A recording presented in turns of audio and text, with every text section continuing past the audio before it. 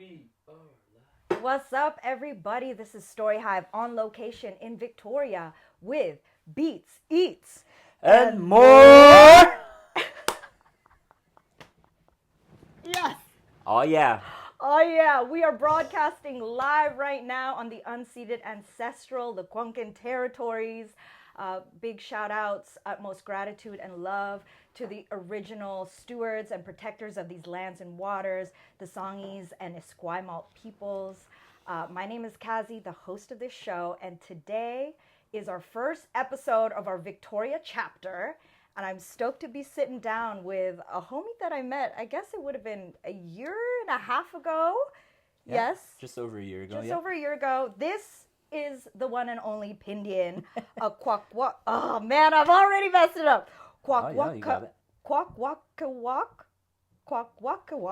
Yeah. and Nuu-Cha-Nulth MC, born on the ʼwakw territory, Victoria, BC, a gifted storyteller and lyricist. PINDN channels hip-hop as a living extension of their nation's oldest traditions.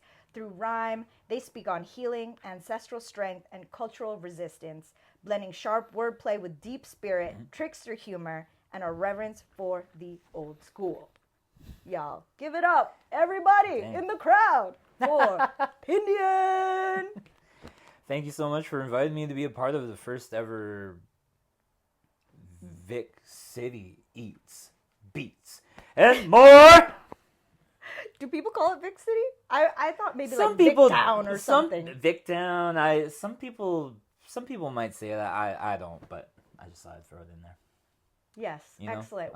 We're reclaiming it, just like how we called it Van City in Vancouver. Yeah. But yeah, I'm really stoked to have you as our first guest on the show.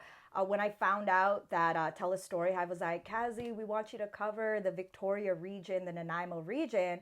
Right away, I thought of like, oh my gosh, take me back to Winter Arts Fest 2024 when I got to be here with Van Mural Fest, and we did a whole block party for 4 days in the winter in February. And I actually did not know, much about the creative art scene here, and I had to do my homework, and I came out here a few times, and I just went into places and asked. I was like, who are the dope artists here that should be on this stage and on this platform? And through somebody, your name came up, and then we were in contact through, I guess, the beautiful internet and what it does, connects people. Yeah. And you opened up the whole festival. Right, yeah, that was the first day, eh? Yeah. Yeah. That was powerful. What do you remember of that day? Oh, I think last year, that was in February, right? Yes. Yeah. Of 2024. Last year, I believe that was my first show of the year last year. And I remember someone telling me, like, oh, I told someone about you. You might get a message from somebody. And I was like, okay, things happen like that these days. And I got a message from you asking if I could do a 45-minute set. And I was like, at the time, at the time before that, I wasn't really performing that long, But I was like, oh, yeah, I can do that, no problem. Yeah, well, I can't remember exactly what I said, but I was like, I remember talking to you about it. I'm like, well, if I can bring musicians on stage with me, I can do 45 minutes. Yes. And honestly, a lot of, some really powerful songs came out of that experience, Honestly, the emergence of my band that I do some shows with, we started calling ourselves the Nation of Creation. Ever since that show, I got my friend Sina Valizada on drums. I think at that show I had your uncle. Yeah, my uncle Guy Louis Jr. Joined me on stage for one song. I had my friend Holly play keyboards for one song and do backup singing. One of my collaborators who's made a couple beats for me, really talented Anishinaabe, creative native who works and lives on the territory here. And yeah, I had my friend DJ Benny the Jet join us. And it was just a powerful show, you know. It was a memorable one. I was prepared to just, you know, try my best, do my best, debut a lot of new material. And since then, I just feel like I'm so stoked we're doing this, because I feel like a lot of things changed after that show. You know? What? Like, went on to do, like I said, that was my first show of the year. I went on to do, like, 24 last year, you know? Whoa. And it's just kind of steadily increased since then. And I think what I found after that show was my love of collaborating with musicians and kind of like improvising on the spot. Yeah. Like adjusting my words to flow with a certain beat. You know, working with my friend Sina on the drums. You know, we've gone on to create some original, you know, taking a bit of a punk rock approach to hip hop beat making, you know, and with that kind of DIY attitude, you know, because it's like for some of my stuff, I'm really searching for a certain sound, and I'm like, for some of this stuff, I'm like, you know, there's so many things people can do electronically, but, you know, like to capture the sound of live drums. Yeah. There's just something special about that. It brings a different energy to it. You know, in our culture, we're taught to, in our cultural dances, move our feet to the beat, and I'd say our hands to the rhythm, you know, to kind of like signify the movement of energy. And I like to bring that into the way I do things, you know. And what's the difference though between the feet to the beat and the hand of the rhythm?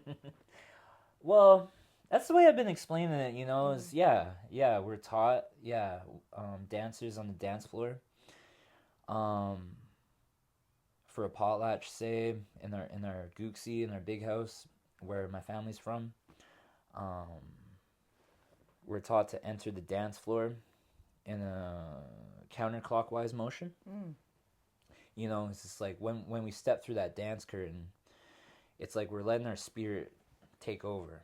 You know, our spirit being the thing that makes us individually unique, uniquely, distinctly, significantly who we are, the thing that embodies our characteristics, our personality traits, you know, and all these different things that make us who we are. You know, we let our spirit take over, you know, and maybe not with, I don't know, with a lot of our different dances, we move our feet to the beat. And I don't know, depending on the dance, you know, we might move our hands to the rhythm, you know, signifying the movement of energy, or signifying like maybe we're embodying like a animal spirit, like the wolf, you know, or I started doing a song for my grandma, and through that song, you know, my grandma just really loved hummingbirds. This is Marilyn? Yeah, my grandma Marilyn, and I have some lines in the song that reference hummingbirds, in the languages of Kwakwa and Nuu-Cha-Nulth, and just through live performances. Like I did that at that Winter Arts Fest show, kind of developed my own bit of a hummingbird dance to it, you know, because the hummingbird's one of the only birds that can move, like, and I mentioned it in the song too, forward, back, and left to right. Yeah, they're quite incredible. I'm such a fan of hummingbirds as well. Yeah, one of my favorite birds, you know, and my late grandma Marilyn, those are one of her favorite birds. And yeah, it's just a small example of what I mean by, I don't know, hands to the rhythm. I've been saying, but I don't know, it's more complex than that. It's like embracing our spirit, but also maybe embodying the spirit of certain animals or supernatural beings, and you know, things like that. And just having a good time, you know. Yeah. Just, you know, raising your hands up high and in gratitude or whatever, you know. I don't know. There's A lot of different examples of that. Before we started, you were explaining to me where you're from. Yeah. So yeah, I'm 32. I was born here. I was born here in 1992, here on the ʼwakw territory, and but my ancestry is not originally from here. So through my parents, through my grandparents, you know, I'm Kwakwa Nuu-Cha-Nulth, as I commonly say, you know, but you know, it's actually a bit of a brief, short explanation of where I really come from, you know. It's, through my grandparents and great-grandparents, I come from the different nations of the Mamtagila, Muskamag Zawadeno, Kwagyof, Namgis, Tlawitsis nations.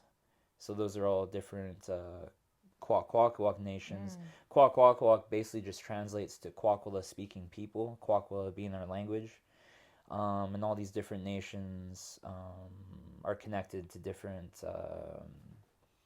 origin stories and different territorial locations on the north end of Vancouver Island and the west coast of Vancouver Island, northwest, and different surrounding islands and inlets. And I'm Nuu-Cha-Nulth through my maternal side of the family, tree. So through my mom's mom, and from the Amos family, from the David family, from the Heshquit and Tlayalquit nations. So like different nations along the west coast of Vancouver Island here. Yeah, places like Tofino, Heshquit, different connections to the Nuu-Cha-Nulth nation as well, and all kinds of connections, you know. So I'm not originally from here for different reasons. A lot of our people, Kwakwa and Nuu-Cha-Nulth people, end up moving down here to the bigger cities, you know, like Victoria, Vancouver, for different reasons, you know.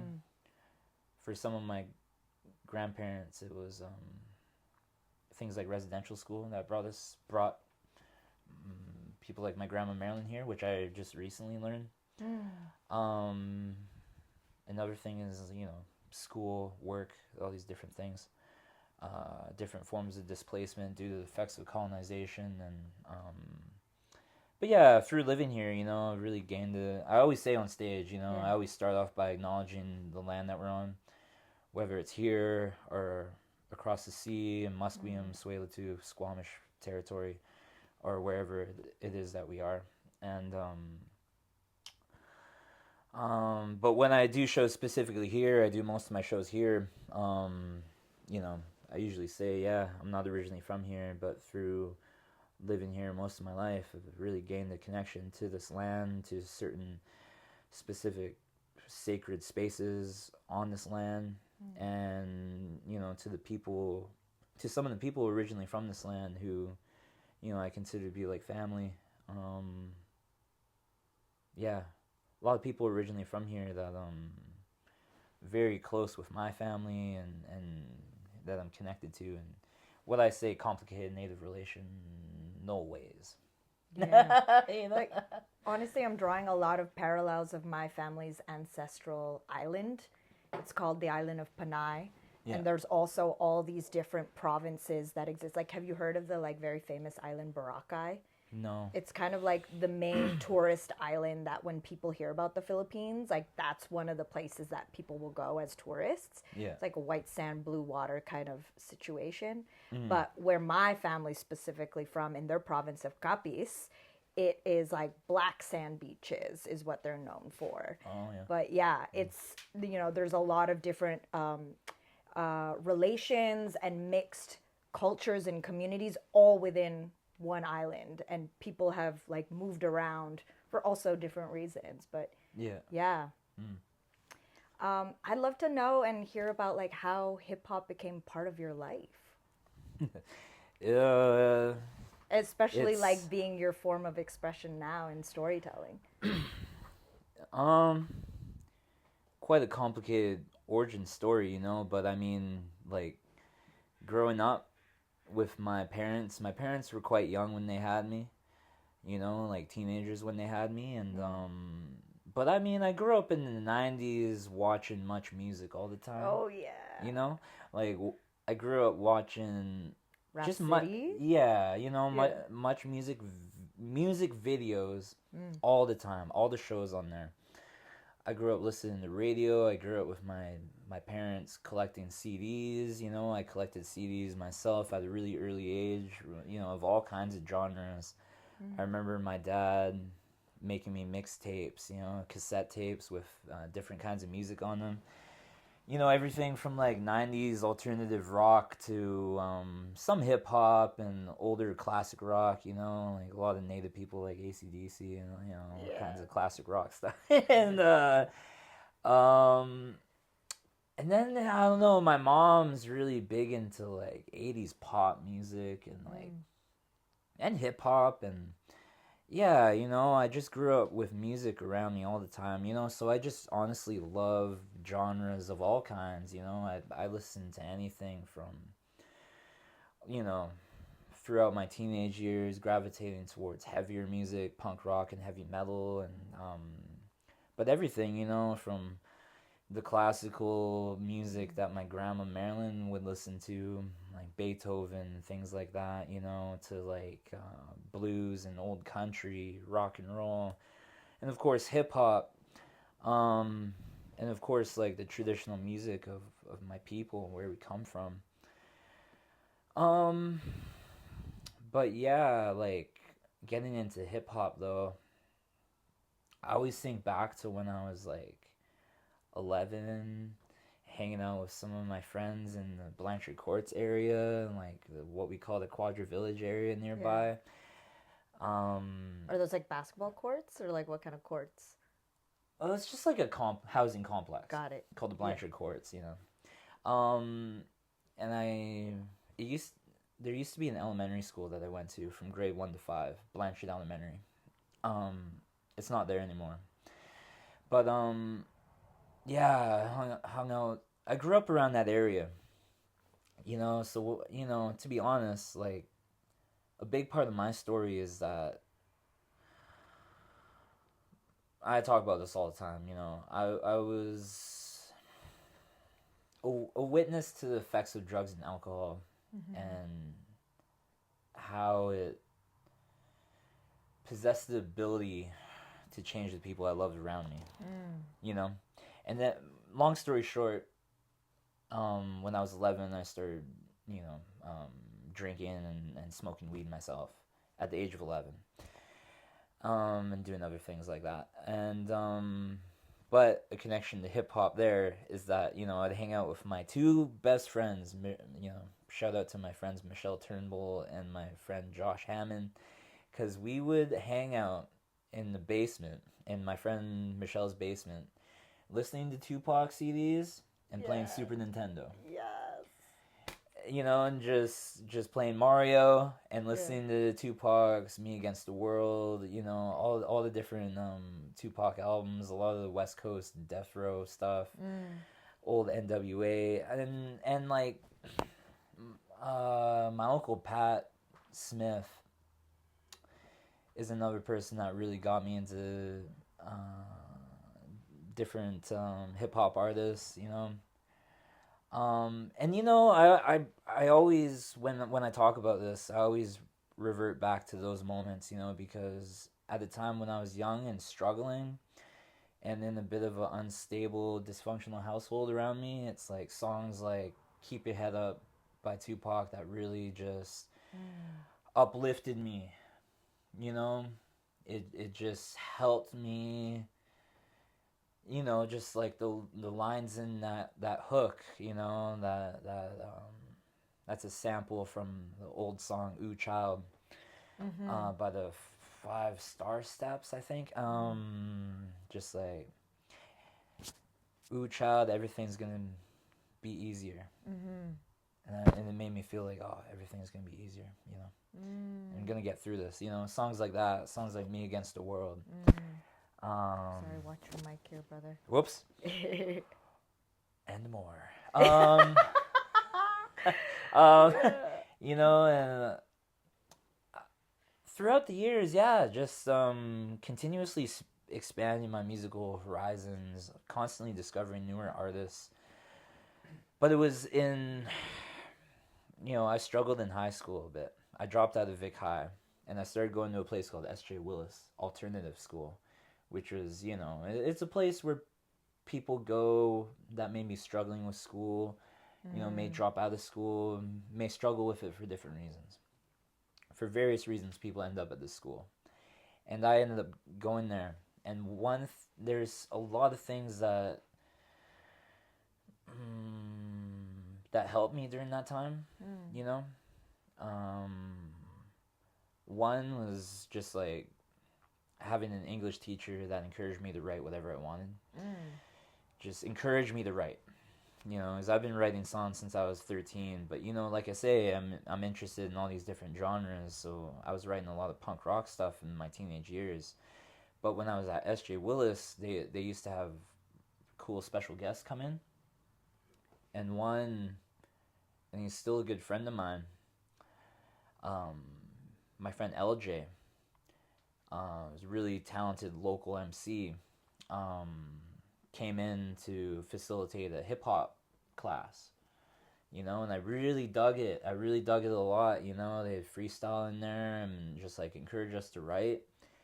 And I was like, I think back then that it was on my mind to write in that way.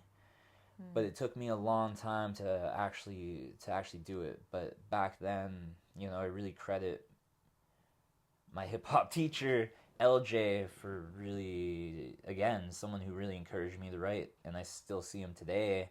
And it's so awesome because I see him today and get to share with him what I'm doing now. And it's kind of gone full circle because I've been fortunate to be able to do similar things and facilitate writing workshops and art workshops and work with youth and even becoming part of the faculty at the local Victoria Conservatory of Music, as they've been incorporating hip-hop into their contemporary schools curriculum. Yeah. Which is totally bizarre for me, because I'm like, oh, no way. I don't know, someone recommended my name to them. And, so I've facilitated some workshops through them. Full circle moment, And so to go on with my hip-hop journey, like,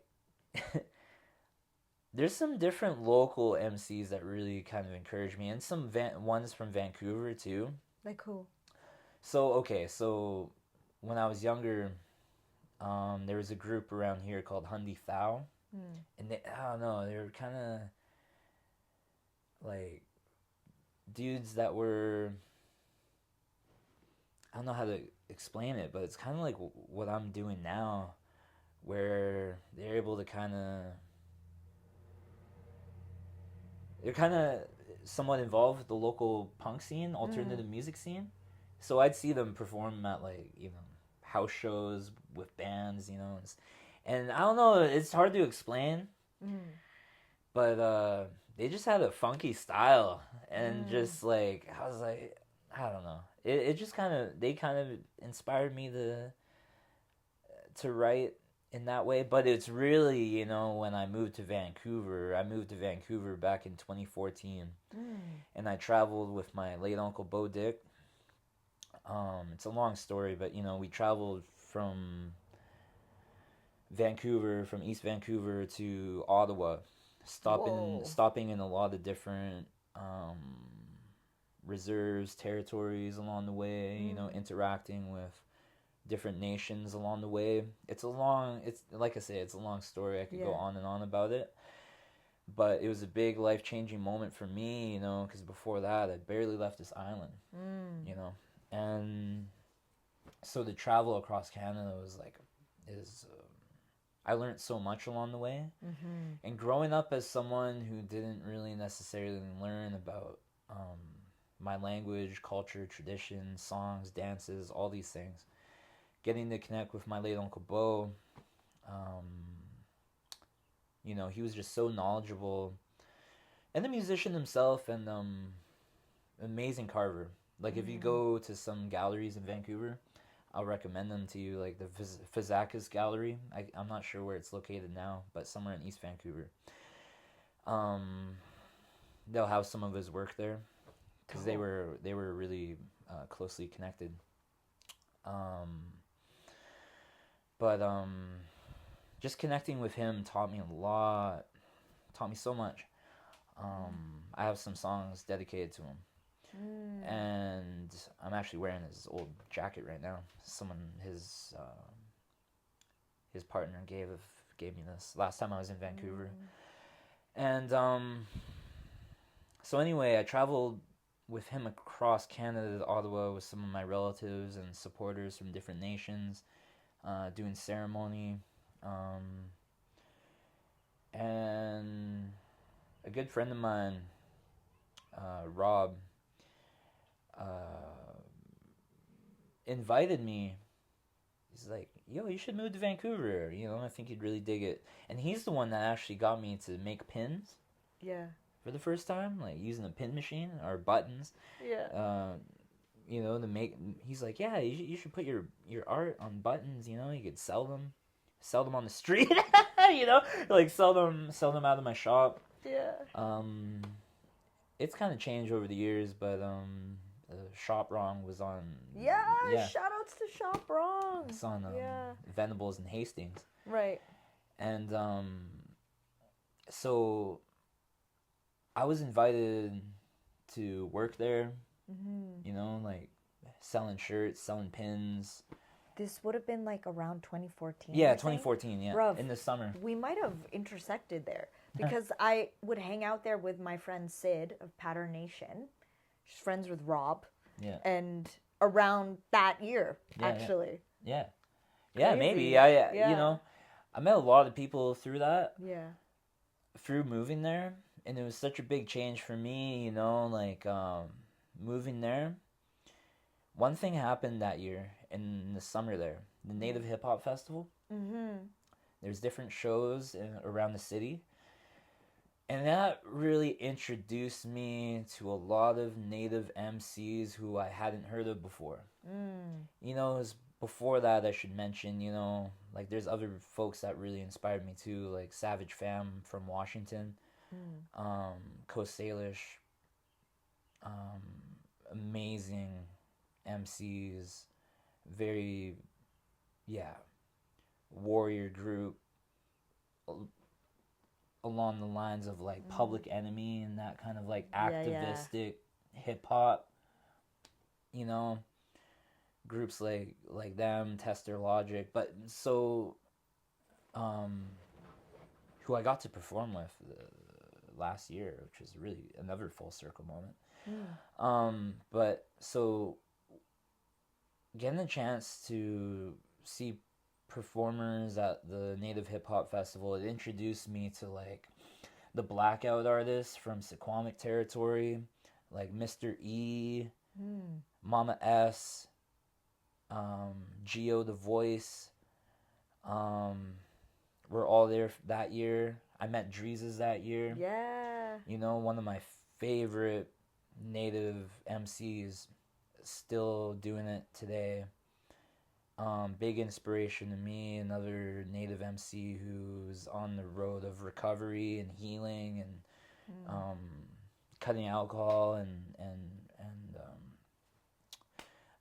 cutting alcohol out of our lives. And it's so funny, because I was putting up posters for the Native Hip Hop Festival, and I was by the Waldorf, and I was like, and I saw him. I didn't really know who he was at the time. Yeah. I was like, yo, you should check out this show. It's so funny. Because he's on the bill. He's like, yo, man, I'm performing at this show.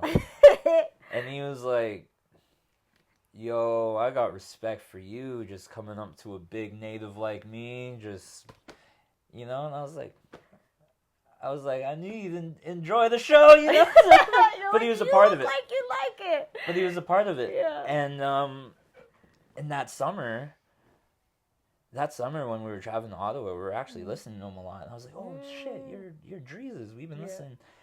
Sugar. Sugar. Brown sugar.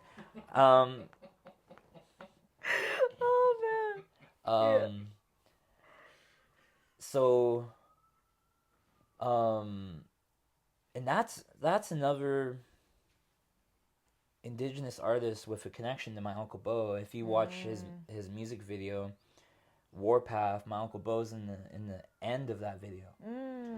You know, really. And if you watch to the end of his music video for Get Up, that video is dedicated to Bo. If you watch the early Snide-Nosed Rez Kid stuff in their music video Skoden, it actually features my late Uncle Bo. Another group that I've found really inspiring, who of course have just taken off in the years since then, who I've connected with, you know. How did they get connected with Uncle Bo? / what is the significance of Uncle Bo to so many?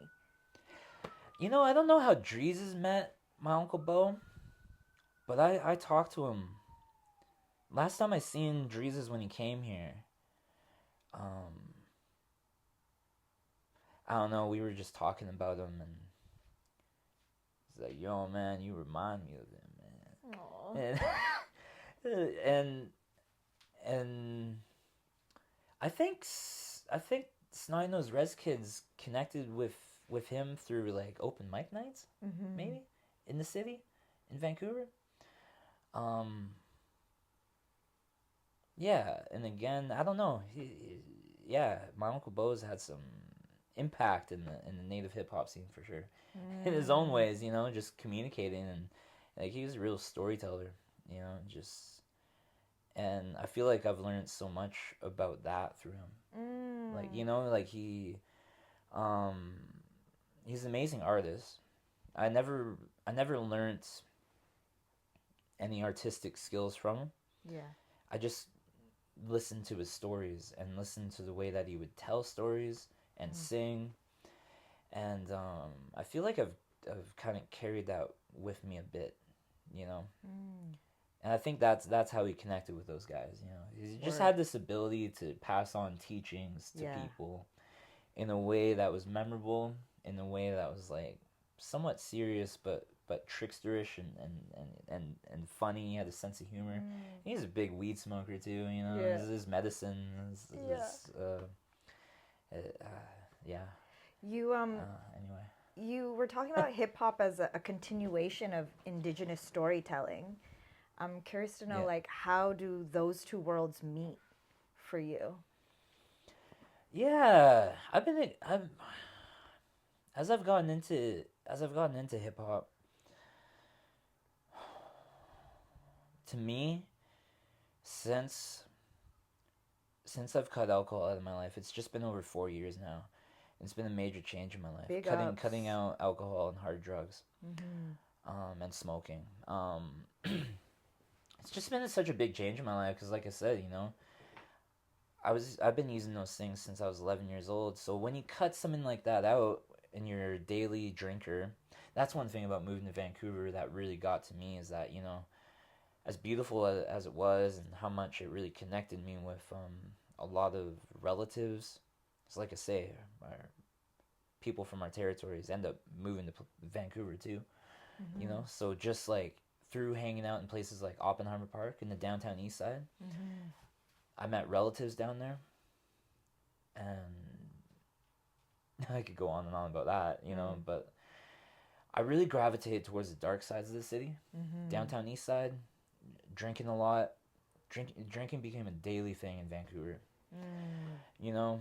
But anyway, so since I've cut that out of my life, you know, for a daily drinker who deals with the shakes and withdrawal symptoms and feels like they need to drink to make it through the day, that's where I was at, you know. It led to a lot of dangerous situations and life-threatening situations, all kinds of things, you know. And that's why I say every day I'm just so grateful to be here. I'm grateful to be alive. I just always say that word, grateful, you know, just because, yeah. But so when you cut these things out, it's like suddenly you're thinking clearly. I'm constantly reflecting on the past, on childhood traumas, on things I've been through, just reflecting on the world around me, because alcohol and drugs, when used daily, have the ability to tamper with our spirits. The thing I was talking about earlier. And so I feel like I've lived a long time without my spirit fully intact with me.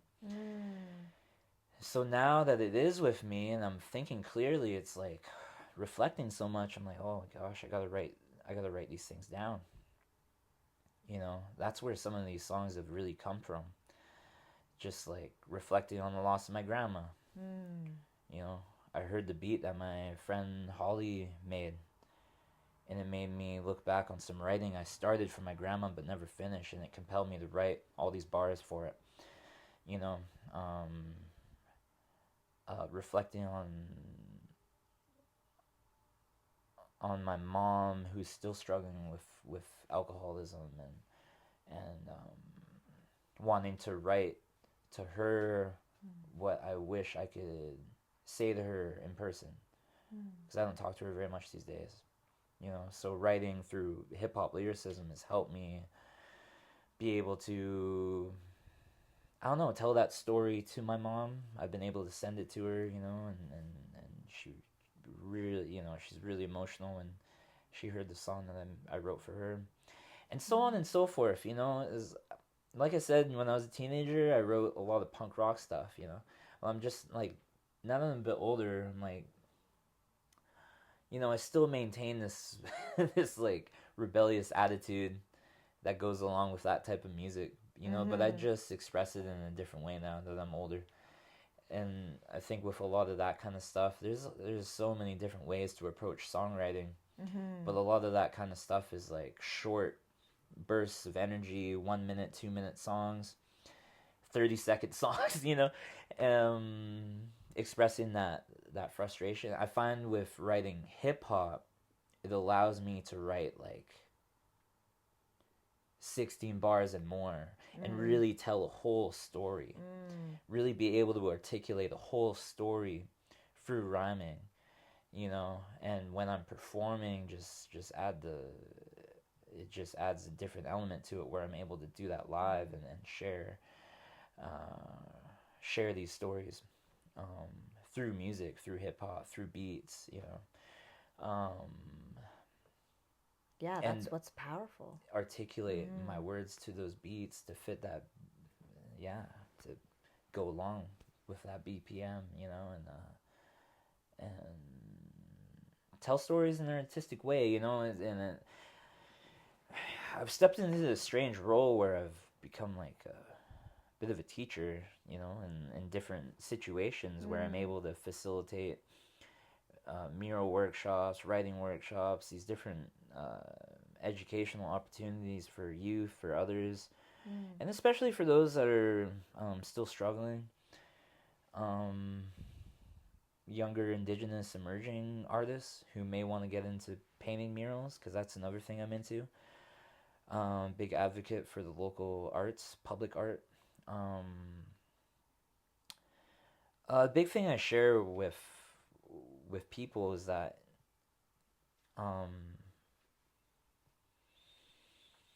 storytelling is our oldest tradition as indigenous people. As for me specifically, as a ʼwakw and Nuu-Cha-Nulth person, it's one of our oldest traditions is storytelling, oral storytelling. We never used to write things down, you know. Our people were composers of songs, and these songs told stories, you know. These were composed like our potlatches are like composed like the songs within our potlatches are like, it's like a whole symphony together. It's like a theatrical show. It's telling stories, you know. All our artwork, you know. If you look at the poles in Stanley Park, you know, these figures on these poles, you know, they're not just, this is the bald eagle of the I don't know, BC West Coast, you know. It's like, and this is not just a grizzly bear, but there's stories. Each nation, each you know, there are legends and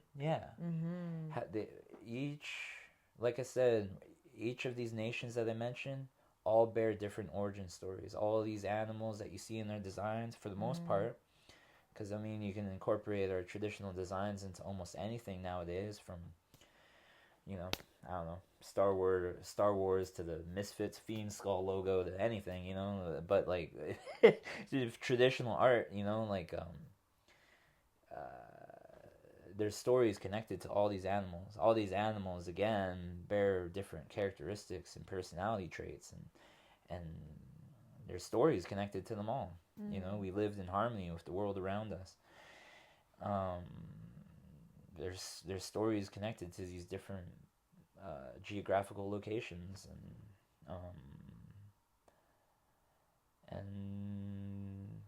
so much more. Yeah, we're just storytelling people. I went to a family's potlatch recently, you know, and it's it's put on like there's people in the back, like stage managers, like making sure that everybody is ready for the next song and dance that is gonna occur, for the next story that's gonna be told through these songs and dances, for these, whether they're using different carved masks,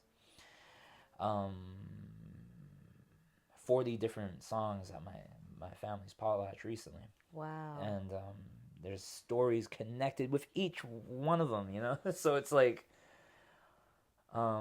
witnesses come to hear these stories, you know, that come out of the chief's box of treasures, you know. Usually use this word box of treasures, you know, and just the different inherent rights to I don't like to use the word perform, but to embody and present. Yeah, kind of. To inherent rights to present these different dances and tell these stories, you know. Is this something that you like grew up with doing since childhood, or something that was introduced to you more recently? Like I say, I didn't necessarily grow up learning about where I come from as a indigenous person. It took me a long time to like introduce myself the way that I do now, you know. And I always say the one connection that I did grow up with was the artwork around me that my grandma Marilyn collected. You know, she was a collector of prints and carvings and things like that, you know. Like, that's the one connection I've always had to culture, is seeing that around me. But yeah, it wasn't really until like my late teens where I really wanted to go back to my homelands and really spend the time with my elders to really ask about family history, genealogy, learn about the use of traditional medicines that, you know, we can use to heal ourselves, you know, things that we can make into teas, you know. I'm big into teas, you know. I got some tea rhymes and my stuff, you know. What's your favorite tea on deck right now? I'm Mullein? No. I don't know what that is. What's that? It's an herb. It's an urban tea. Okay. Yeah. I'm big into the green tea. Yeah. Just green teas, you know. Yeah. Devil's Club tea. Oh yeah. Yeah, really good for you. Devil's Club is magic. Oh yeah. Stinging nettle tea. Damiana. Yeah. Damiana. Damiana. That's a good name. I want to write a song about that. Can you? Because like, first of all, there's just so many dope like syllables to that. And you could pronounce it in so many different ways. Slash, it sounds like the name of a girl, you know? Like, write a song about her, Damiana. Exactly, you know? Yeah. It's funny, I'll go to... The reason I started writing about tea is because, like... Long story short. Long story short, long is what I like to say. Long story. Yeah. Well, I had a friend of mine pass away. My friend Charlie Rice passed away, and there was an elder at his funeral. He was Coast Salish. He was like from this area, and also Cowichan. And there was an elder there that was saying that and I'll say a lot of my work, a lot of my writing, I have a lot of songs dedicated to people that I've lost. Because I just know it's wild how we go from talking about Damiana to this. But we out here. It's connected to tea. Yeah. And I've just known so far too many people that I've lost in the past decade, for various reasons. But also I just come from a very big family, right? Like, I'm serious when I say I have thousands of cousins and hundreds of uncles and aunties, It's like so many of my grandparents, great-grandparents had a lot of siblings. But anyway, like I said, got connections to people originally from this land too, My friend Charlie was one of them. And but there was an elder there that was saying that sometimes culturally when we lose people, because a lot of our people have different protocols or traditions around mourning and grief. Sometimes people will cut out one thing out of their life for one whole year. And I was thinking like, oh, I really want to cut something out of my life, but I don't know what to do. So I was thinking like, oh, I didn't cut out coffee. So you chose coffee. So I chose coffee, and I quit drinking coffee for like 2 years. I started again recently, but I was gonna say we always come back. I'm all about the shots. Yeah. Of espresso. Yeah. Yeah. And so when I cut out coffee, I was still drinking caffeine, but I chose to cut out coffee and just stick to drinking tea. And yeah, I just got really into tea. Like double bagging it, and like extra strong, extra strength. Sipping it straight up, no chaser, Or maybe sometimes a little honey. Yeah. With tea, I don't feel like adding all this stuff that we do to coffee, cream and sugar and all this stuff. It's true. It's like with herb, and a lot of these herbal teas have medicinal qualities to them. Yes. I love learning about that. So, long story, that's how I started writing about tea, as and I remember talking to, what's his name? Adrian? Yeah, from the Winter Arts Fest, yeah. Van Mierlo Fest, yeah. And that's the one thing that he said to me after my set is like, yo, I really like your tea rhymes.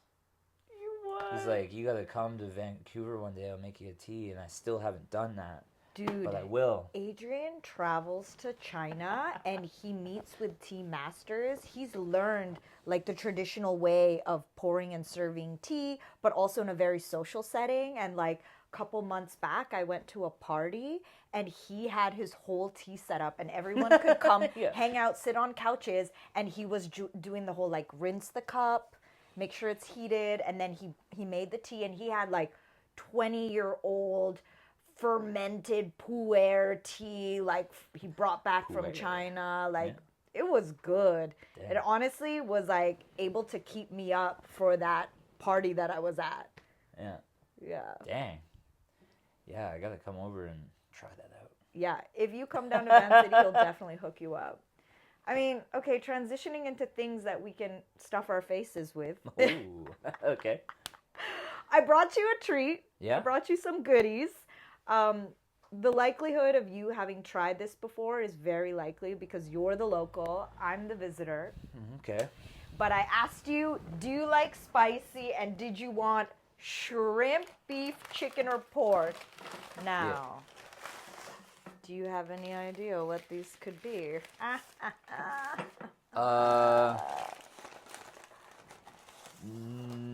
Oh my gosh, tell me the name of where are these from again? Trini to de Bone. Trini to de Bone. Oh, have you been there? No, I haven't. It's really close to where I live. It's literally 5-minute drive from here. Yeah. Yeah, every time I walk by there, it's not open. I don't walk up that way that's very island often. Vibes, man. Yeah, that's straight island vibes. Oh my gosh! So wait, have Damn, you so ever you had got a roti? me oh yeah, roti? Yeah. Yes. Dang. We're gonna get into this right.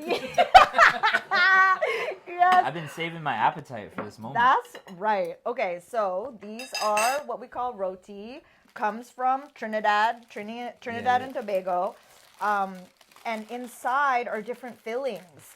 So I got curry shrimp and curry chicken. We can try each other's as well. Okay. So Yeah. Yo. Dang. I mean, we don't call this beets, eats, and MOARRR for nothing. But yeah, it was awesome. Jamal and I just pulled up in there, and there were these like guys who you can tell they go there probably every other day. Yeah. And they were just like, "Is this your first time around here?" We're like, "Yeah." It was awesome. And like I peeped into and I peeped into the oh, that looks good. Look at this. We're gonna hold it up to everyone out there who can't smell or eat this. Chicken curry, smell that. Yeah. Dang.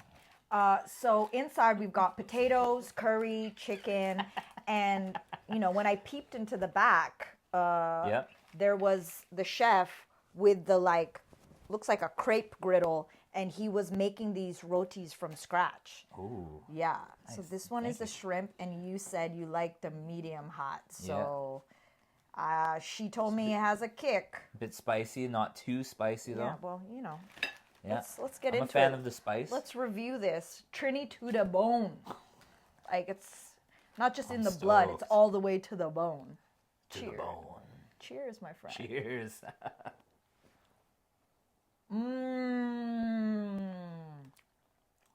Whoa. Soft roti.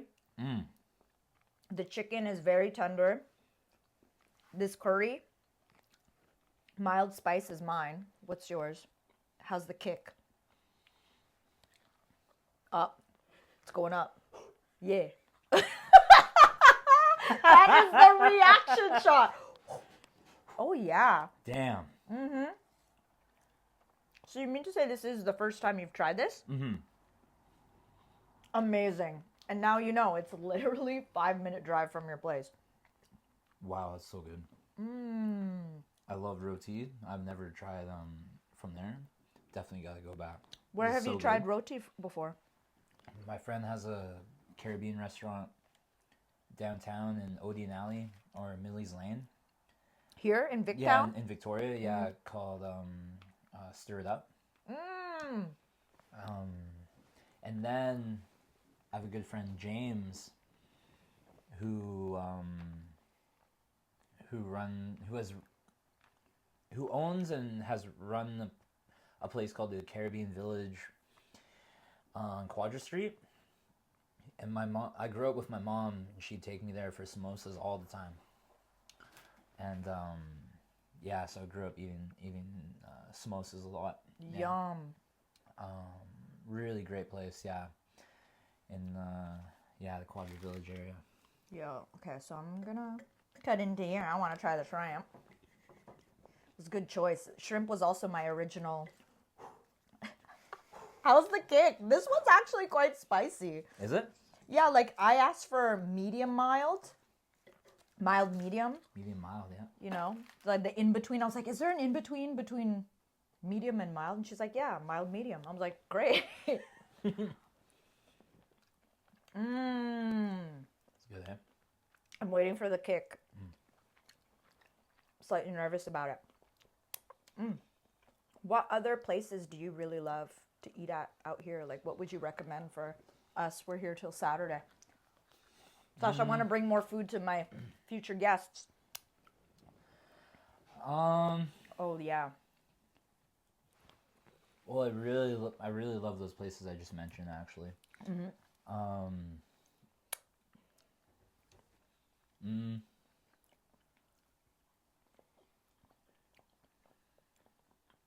How's the chicken? The chicken's good. Big fan of the roti. Big fan of the shrimp. Yeah. But yeah, chicken's good too. Dang. Or any local indige restaurants here? Yeah, There's a couple different food trucks. So, down by the Songhees Nation, down by the Songhees Reserve, there's a place called... I just got kicked. Oh, yeah. I just, like, was it a chili pepper? I don't know, but it was like one morsel that just got me. Oh, dang. Are you okay? Damiana.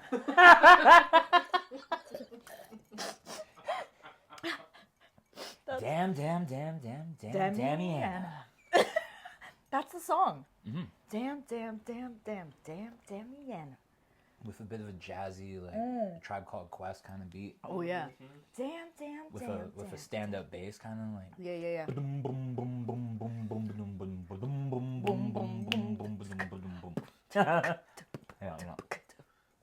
Yep.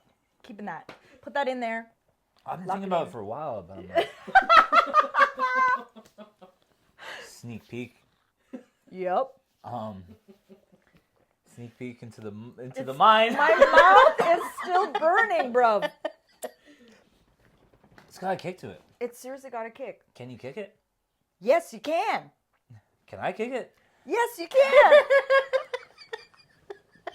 I think something is happening to us in the spice. It's making us delirious. Like, I actually feel the burn on my tongue. This is crazy. Oh, it's spicy. Yo, shout outs to Trini to the bone. This is so legit good. One of, like, this battles rotis I've had in Toronto. Actually, though. And that's a heavy statement because that's my first introduction to, like, Trini food, Caribbean food, Jamaican food. I'm salivating. Wow. That's like mild. That's mild medium. No, that's medium. Never mind. Okay, so you were telling me about some food trucks. Yeah, so there's a couple different native food trucks around. The Songhees food truck. Maybe they'll be at the Reggae Fest this weekend. I'm not sure. But yeah, it's right by the Songhees Reserve. It's actually right by a dispensary. Yeah. What do they serve up? Like, what's traditional to around here? It's been a while since I ate there, but what I call,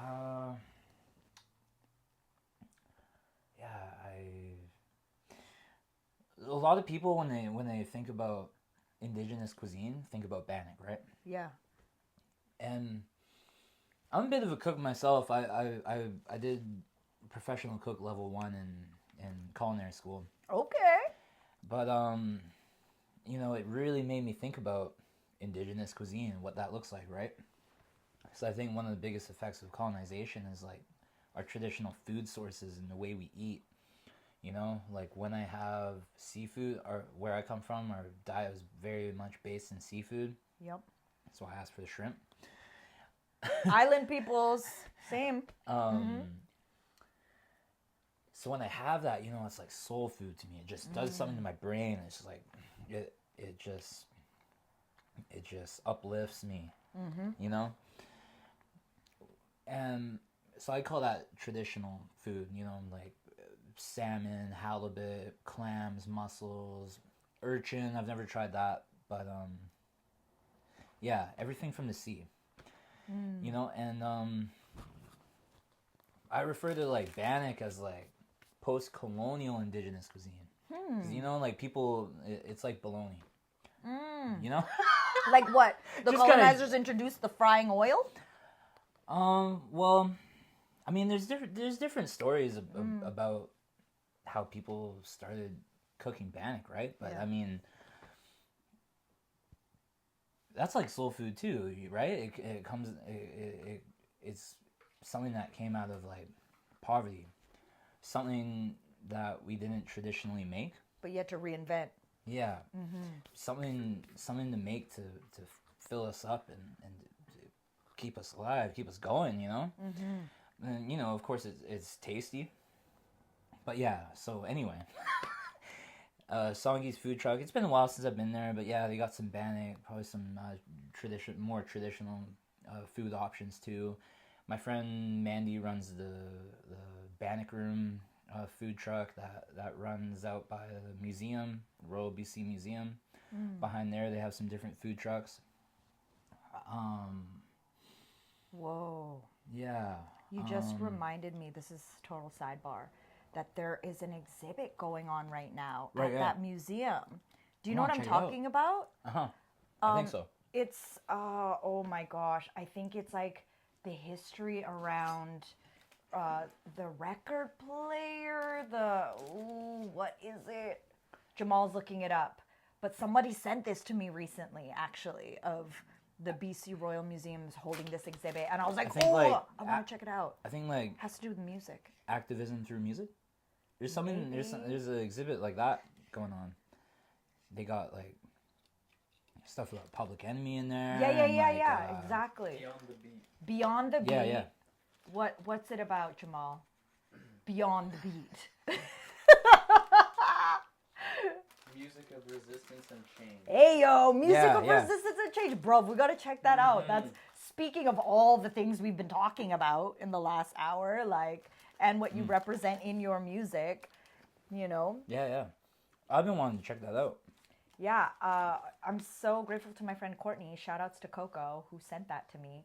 Can you believe we're pretty much at an hour of our live stream? Yo, I had some fun rapid fire questions I wanted to ask you. And they're rapid fire, so don't go into Storyland, okay? Dang. Like we just gotta go quick times, okay? Quick times. With the quickness. With the quickness. 1, first rhyme you ever wrote, what was it about? No. Do you remember? Was it about tea? Was it about Damiana? Was it about... It was a diss to my cousin. Yes. Okay. I'm not gonna go into story time. No. There's a story around that. Yeah. Most played track in your playlist right now.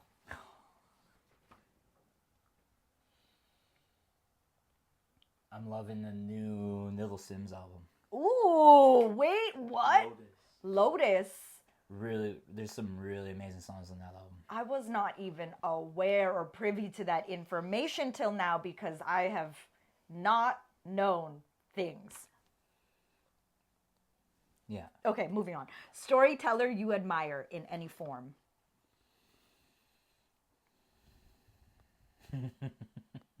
Slick Rick. Hey, what's your go-to snack? Go-to snack? Yeah. Oh my goodness.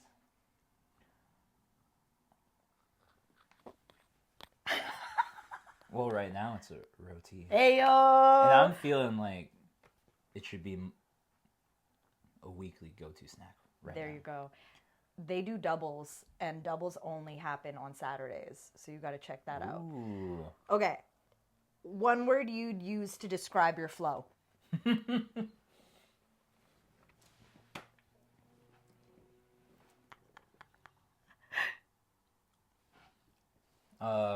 Wolfish. Yeah. If your music were a landscape, what would it look like? The mountains of my Muscamug Zoudanic homeland. Heyo. Cypher or solo writing session? What hits harder? For me, solo writing session. Your favorite hip-hop beat to drop a verse? That exists. First thing that's coming to mind is Excursions by Tribe Called Quest. Ayo. If your ancestors heard your bars, what do you think they'd say? Whoa! Whoa! Whoa!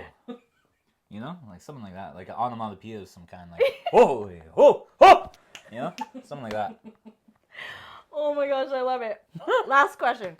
3 rules you live by. Oh.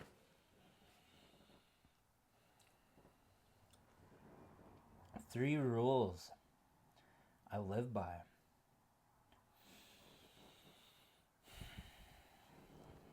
I pray in my own way.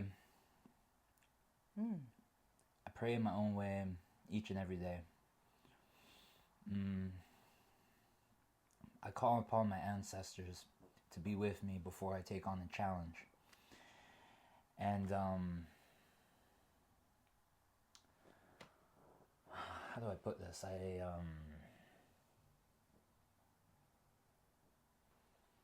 Live life in a state of flow. Off the top of my head. Yo, that's the way I'm living life these days. Flow. I have a friend of mine that had that tattooed on his arm. Flow, just that word. He was talking to me about what that word meant to him. It's like, that's the way I live. Flow. I flow. And I'm like, dang, man. We were in a club watching DJ Qbert. Yo, shout out to DJ Qbert. What? And he was telling me that. I was like, damn, that's what's the word? That's a philosophical statement right there. You know, it's a bold statement right there. Yeah. I mean, the opposite is to live life in resistance. You know, like not the good kind, but like the like not moving with what the universe, our ancestors, spirit guides us. Yeah. You know. Yeah.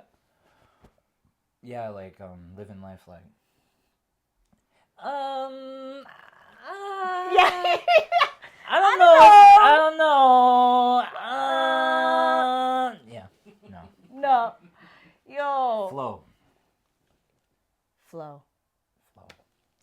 Yo. To the beat. Yes, y'all. And you don't stop. To the beat, y'all. And you don't stop. That's it. Yeah, this 1 hour has been amazing. It has been dope to hear more of your stories, to get to know you more about where you came from, and to also break bread and eat food with you from Trinidad. It's the best way to connect. Yeah. Shout outs to everyone who's tuned in on the live stream, everyone who's watching the replay. We out here. We've got 4 more interviews to go in the next 3 days, which is wild. That's quick times for Kazi. But yeah, I have been so stoked to sit down and get to know more of your story and to connect with you. And after this, we are hitting up Reggae and Ska Fest out here in Victoria. Oh yeah. It's going to be a good time. I just painted a piece for them. Well, I painted a painting for them. Are we going to see it when we pull up? I hope so. Amazing. I think we will. Yo, shout outs to PINDN. If you want to follow him and check out his artwork, his music, where do we find you? So, yeah, you can follow me on Instagram, Facebook, PINDN. Yeah, if you follow me online in those ways, you can keep up to date with shows I'm doing. I got a bunch of shows booked for this summer, like over a dozen for June, July, and August, and September and October. You know, things are just progressively just flowing. Exactly. So, PINDN coming to a community near you. Y'all have been watching, once again, Beats, Eats, and more. I wasn't sure what more we were going to do. And more. And more. Goodbye. Chew.